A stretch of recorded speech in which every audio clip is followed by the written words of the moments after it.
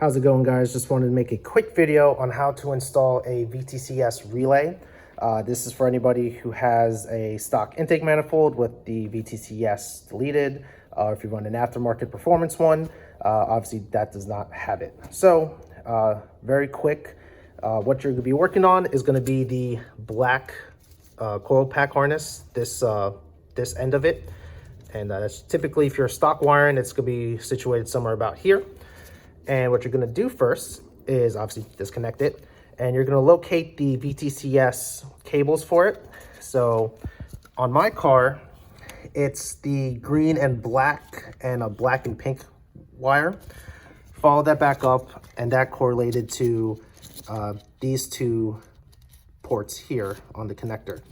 You go ahead and use a de-pinning tool. You can get this whole set, cost me like $7 off Amazon. You get that, you de-pin it, and the red one goes on the top, the positive, and your negative lead goes to the bottom.